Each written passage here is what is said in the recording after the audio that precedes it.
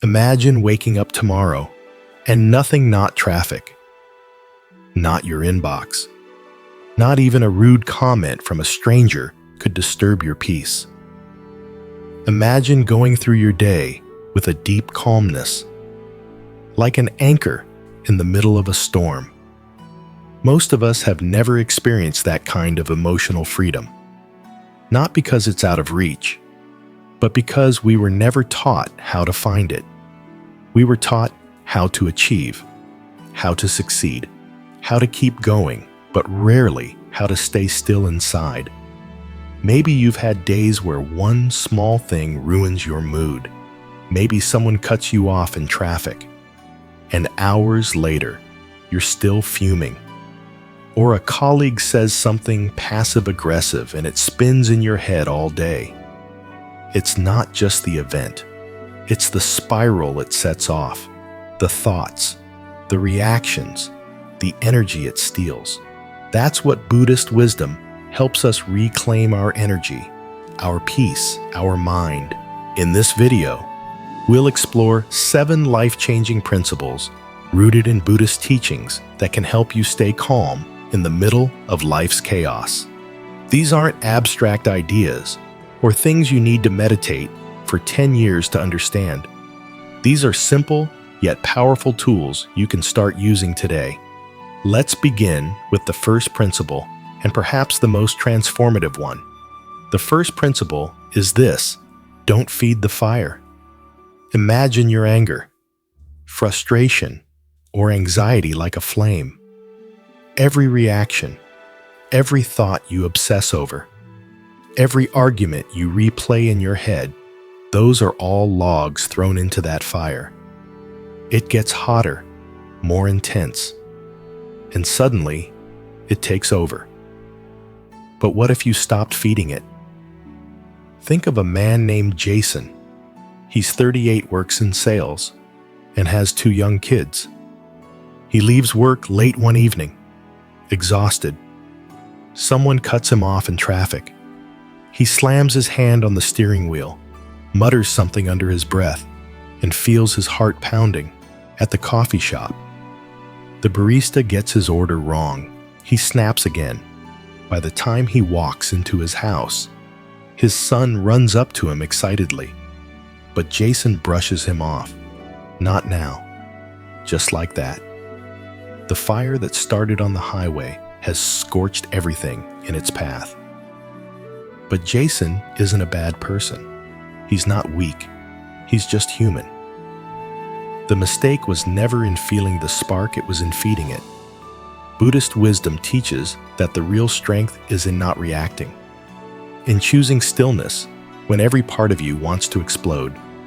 Picture yourself in a moment like Jason's. The trigger hits. Pause.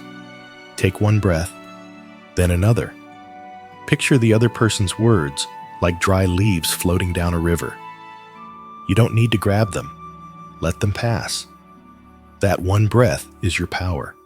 It's not suppression, it's mastery.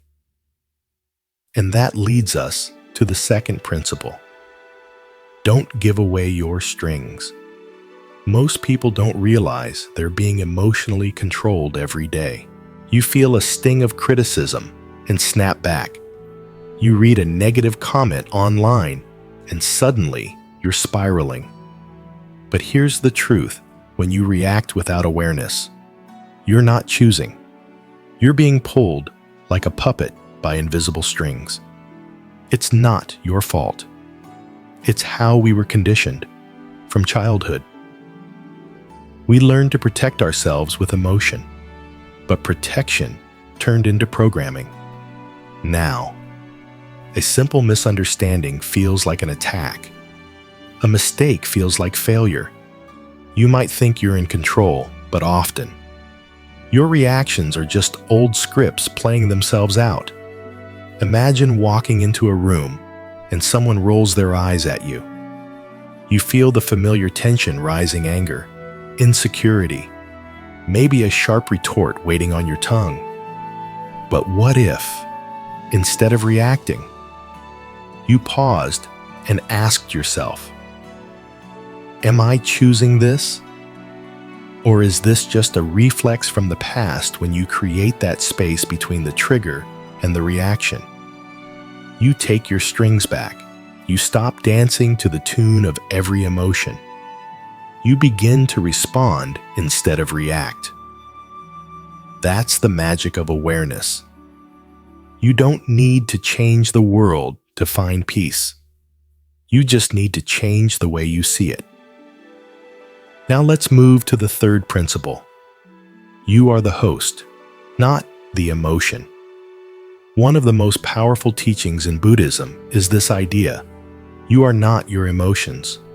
You're not anxious. You're experiencing anxiety. You're not angry. You're feeling anger. It's a moment, not an identity. But most of us don't live like that. When anger knocks on the door, we let it in and give it the keys to the house. It rearranges our thoughts, paints everything in red, and sits at the head of the table. And we just go along with it. Instead, imagine your mind like a guest house. Some mornings, joy comes to visit. Other times, sorrow, frustration, or fear arrive. You don't have to lock the door, but you also don't have to let them take over. You can greet them, acknowledge them, and let them pass through. Just because anger comes in doesn't mean it gets to stay for dinner. Here's a simple practice. The next time a strong emotion arises, name it gently in your mind. Anger is here. Or, here comes sadness. That simple act of naming creates space. You're no longer inside the emotion, you're watching it. And in that space, calmness has room to grow. You may not be able to control the guests that arrive, but you always decide who stays. Now, take a moment to reflect how often do you let emotions move in instead of letting them pass through? When was the last time a brief irritation colored your whole day, or a passing insecurity made you question your worth?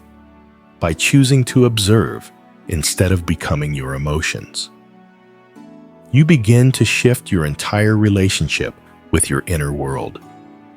Let's pause here. We've explored 3 deeply transformative principles, already starving the fire, cutting the strings, and being the mindful host. These teachings may sound simple, but their impact is profound. When applied daily, even in small ways, they begin to change not just how you feel, but how you live. In the next part, we'll explore how anger actually harms you first, not others, and why mastering your calm is the ultimate superpower in today's reactive world. We'll also look at how to be the eye of the storm, staying centered even when everything around you is spinning out of control. Take a breath, let that sink in, and when you're ready, let's continue. Let's continue our journey inward. Because the next principle is one of the most misunderstood yet deeply powerful truths from Buddhist wisdom. And it's this: anger harms you first. Most people walk around thinking anger gives them strength, that it's some kind of shield to protect their pride, or a sword to cut through injustice. But in reality, anger is more like a burning coal. You pick it up to throw at someone, but the only thing it sears is your own hand. Just pause and consider that. Every time you lose your temper, your body is the first to suffer. Your heart rate rises, your muscles tighten, your breathing shortens, stress hormones flood your bloodstream, cortisol, adrenaline, your nervous system goes into overdrive. And while you're spinning in a storm of physical and emotional turmoil, the person who upset you. They might not even know. They might not even care. So, who is truly suffering? Think about a man named Marcus. He's in his early 40s, married, father of 2.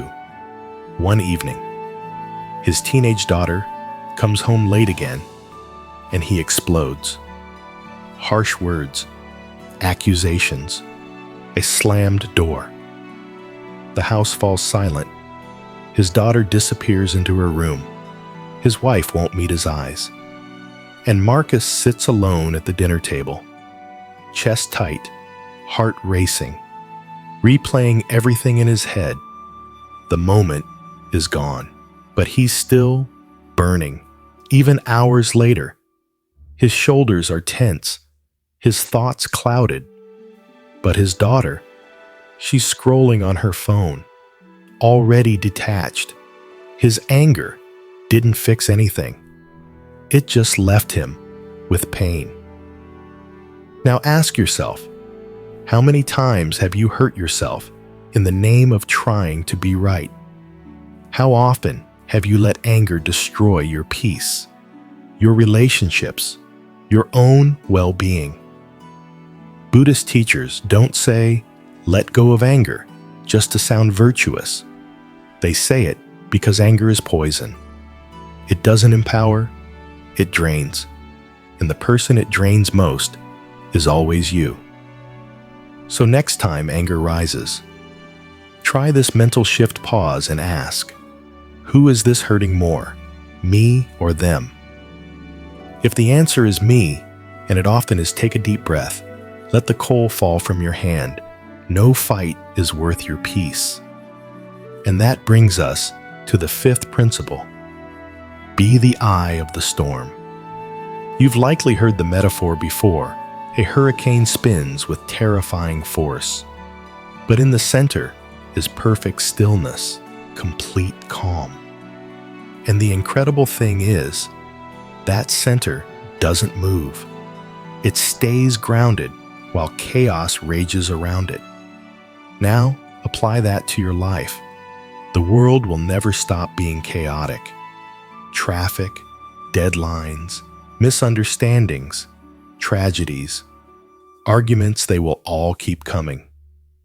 You can't control the winds of life, but you can choose to be the still center. That's the practice. That's the power. Picture yourself in a crowded airport. Your flight is delayed. People are shouting. Tension is thick in the air.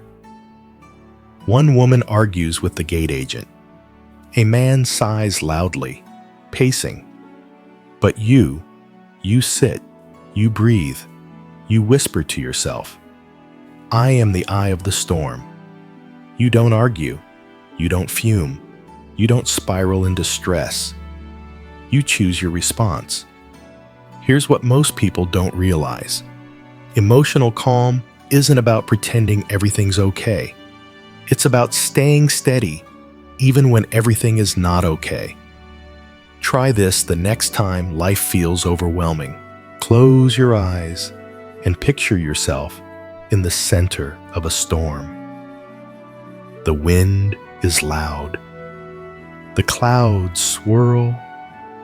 But inside your space, there is silence. There is breath. There is calm. Say to yourself, I cannot stop the storm, but I can stop myself from being blown away. That's not denial, that's mastery. Now let's explore the 6th principle. Don't let small things overflow you. This one might hit home the most, because if we're honest, many of our daily emotional meltdowns don't come from huge events. They come from tiny things. A spilled drink, a late text, a missed call, a coworker's annoying habit, and suddenly, your whole day feels ruined. But why is that? Buddhism answers with a beautiful metaphor. Think of your mind like a cup of water. If your mind is small like a shot glass, then even one drop of ink will turn it dark. But if your mind is vast, like a deep lake, that same drop dissolves without a trace. So, the issue is not the drop. It's the size of your cup. Most people carry a cup so small that the tiniest irritations turn into full-blown frustration. But those same irritations, in a vast and calm mind, would disappear. Imagine a man named Daniel. He's 33, newly married, and trying to be perfect at work and at home. One day, he forgets to send a report. His boss scolds him. On the way home, someone honks at him for driving too slowly. At dinner, his wife asks why he didn't take out the trash. And suddenly, he explodes, not because of one big thing, but because the drops have overflowed his cup. But what if Daniel had a larger mind? What if he had built a spacious inner world where small drops didn't matter? He might have smiled at the honk. He might have laughed off the trash. His whole day would have been different, not because life changed, but because he did. So, how do you grow a bigger mind? You create space through meditation, through moments of silence, through letting go of things that don't truly matter. You stop clinging. You start breathing. And when you breathe, you expand. A spacious mind has a room to absorb life's messiness without turning it into suffering. It's like having a big sky. A few clouds don't darken it. They just pass through. Let's pause again here. So far, we've explored what it means to stop feeding emotional fires, reclaim your reactions, and make space for your emotions without being ruled by them. We've seen how anger can harm us more than others, and how the path to calmness lies in not letting small problems feel like big ones. In our final part, we'll look at two more essential principles that will tie everything together, including how to avoid building emotional walls that trap your pain, and the surprising strength of simply walking away. Stay with me. The final truths are often the ones that change us most. When you're ready, let's continue. Now, let's move deeper. Because the next principle is one many of us need to hear, especially those of us who carry old pain and think we've buried it for good. The truth is, what you don't release, you carry, and what you carry eventually shapes how you see the world.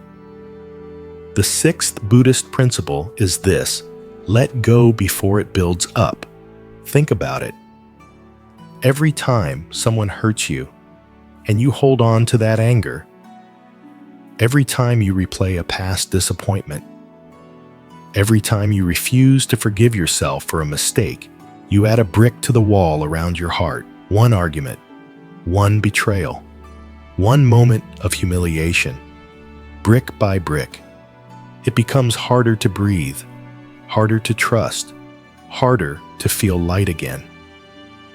But here's the cruel irony: the wall you build to protect yourself eventually becomes your prison. Now imagine two people. Both are hurt by someone they love. One clings to the pain, replays the conversation in their head 1,000 times, writes mental scripts of what they should have said. Over time, they become bitter, guarded, even cold. The other breathes deeply, allows the pain to pass through, and quietly lets go. They don't pretend it didn't hurt, but they choose not to carry it. Who is freer? Buddhism reminds us that letting go is not weakness. It is liberation. It doesn't mean you approve of what happened. It means you refuse to let it define you. The moment you let go, you begin to heal. You might ask, but how? How do I let go when it still hurts? Here's a shift in perspective. Imagine emotions as weight. Every grudge, every resentment, every regret adds to your load. You may think you're moving forward in life, but with every brick of emotional baggage, your steps get heavier. Your body may still be here, but your heart is dragging a past that no longer exists.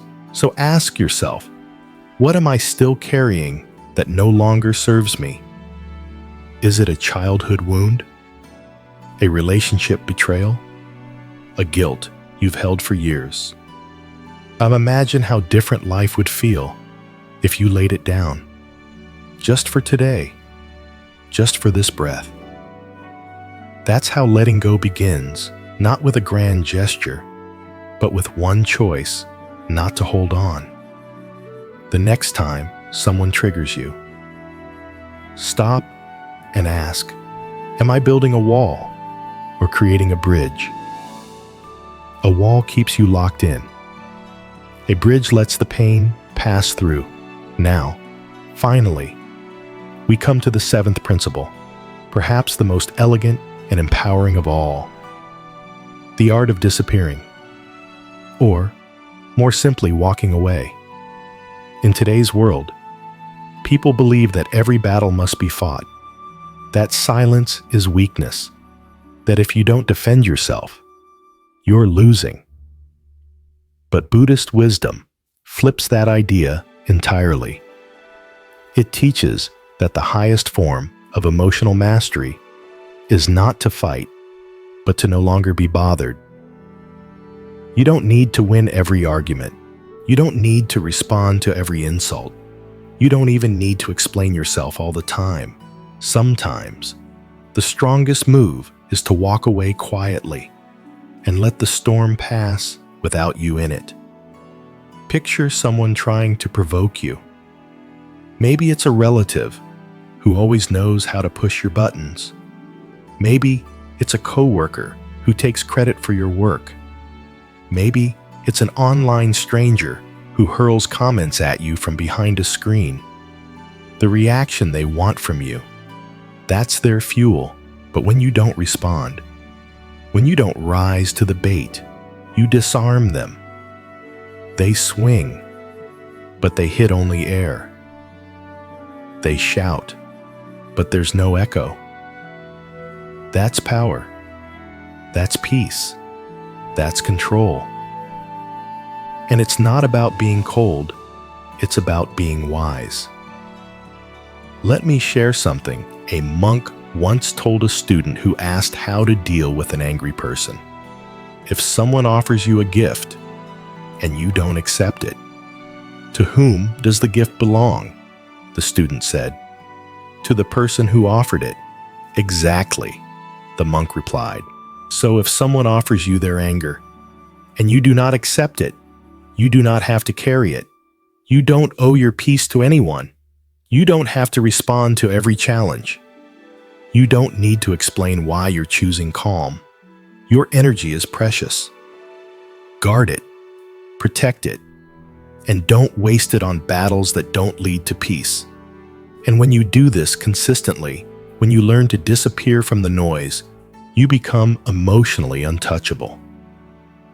People notice, not because you're loud, but because you are calm in a world addicted to conflict. Now, take a moment. Think back to a time when you walked away instead of reacting. How did that feel afterward? Did you lose anything? Or did you gain everything? Your peace, your clarity, your dignity. Sometimes, the best way to win is not to play. The person who provokes you wants your reaction, but when you smile gently and step back, you deny them what they seek. You walk away undefeated. So now, we've reached the heart of it all. Let's gently tie these principles together. Staying calm isn't about being passive. It's about being conscious. Every time you choose not to feed anger, not to react impulsively, not to attach yourself to every feeling that passes through, you're becoming stronger. Not stronger in a way the world sees, but stronger in a way that only stillness can teach. You are not your reactions. You are not your emotions. You are the one who watches, chooses, and holds the key to peace. And you don't need a monastery, a robe, or years of silence to live this truth. All you need is the next breath. The next time anger rises, breathe. The next time chaos surrounds you, center yourself. The next time life tests your patience, smile and remember you are not the storm. You are the calm within it. You have that power right here, right now. And as the Buddha so gently reminds us, peace comes from within. Do not seek it without. If this message has touched your heart or helped you in any way, I'd love to hear your reflections. What principle spoke to you most today? Leave a comment below, and let's grow together in wisdom.